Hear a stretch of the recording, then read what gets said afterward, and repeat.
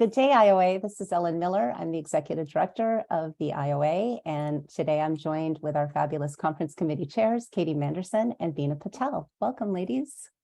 Thanks for being here.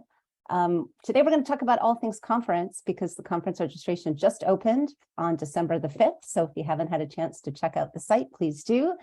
But lots to talk about today. Every good conference has a theme. And so Beena, why don't you start us off and tell us about the theme and why did you choose that? Yeah, thank you so much. So our theme is Ombuds as Change Agent, Reengaging and Transforming Conflict. We've gone through a lot in the last couple of years with COVID, and the Ombuds profession, especially our role and what we do, has really served as an agent, perhaps of change, but also to help mitigate change and to make it easier for the workforce that we work with. So what does that look like in terms of reengaging the workforce and then transforming conflict so that we can have these difficult conversations and bring people together with our profession? Yeah. That's terrific. Let's talk a little bit about the timing, because the timing of the conference this year is certainly not optimal, and it's certainly not what any of us had planned for. Unfortunately, our traditional Sunday start, it coincides with Palm Sunday. The conference timing coincides with Ramadan, and Wednesday night is the first night of Passover. So this was not intended. It was an odd kind of perfect storm set of circumstances. I'm sorry to all of our members and participants. One of the things that happened when we all came out of COVID is, you have thousands of associations trying to find hotel space. And the blocks of time that we usually go, there were very few opportunities to find time that would accommodate our size of group and our particular, not only hotel room needs, but the actual meeting room needs. And so unfortunately, this year it coincided in 2023 with these holidays that it's certainly not intended, will never happen again. And our sincere apologies to all of those participants and members in our community that are impacted by this. But fortunately, the conference committee, we've been talking about it since it became realized, and thanks to those members who brought it to our attention and who spoke with our ombuds about it as well. And thanks to the conference committee who've really done a yeoman's job of navigating around that. So Katie, why don't you tell us how you've handled that and what we'll expect this year? Yeah, so we wanted to be very conscientious of the fact that we know our participants are coming from all over and that it might take some time to get back. So we are stopping at the half day on Wednesday to allow some time for folks to travel. We know that people may still need to leave earlier. So we're also going to be offering some virtual options after the conference as well to re-engage with folks as well. So we're really trying to make sure that we were planning things later on Sunday, to start a little bit later and to leave a little bit earlier on Wednesday, but still a jam-packed schedule in between. So you definitely don't want to miss it. Oh, great.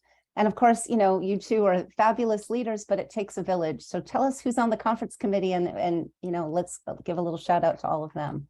Oh my goodness, we have a fabulous committee and we can always use more folks. So if you're ever interested in helping us, please do.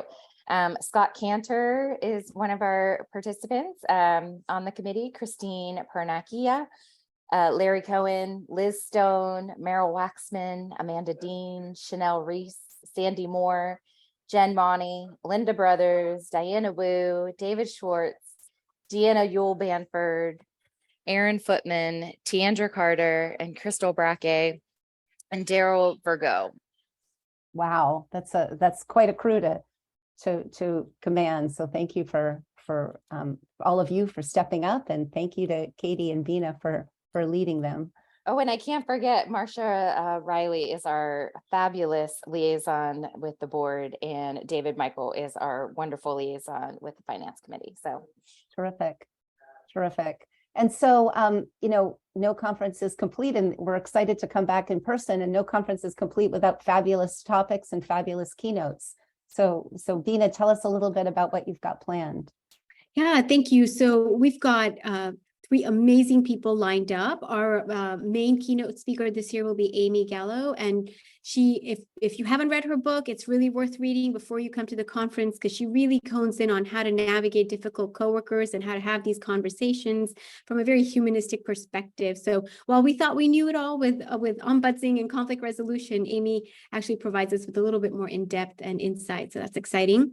On day 2, we'll have 2 keynotes. Sarah Frielsman, and she talks about humanity and how to navigate conflict as humans, as individuals, even collectively. So that should be very exciting. And then Brian Block, which is our signature keynote, it's our Mary Rowe keynote. And he's going to talk about what it means to take Eastern cultural values and blend them with Western ways of doing things. So this is very important for all of us, because as our ombuds profession expands in scope, as well as programmatically, what are we doing and what can we do to better affect how we help our people? So it's going to be very exciting. Yeah.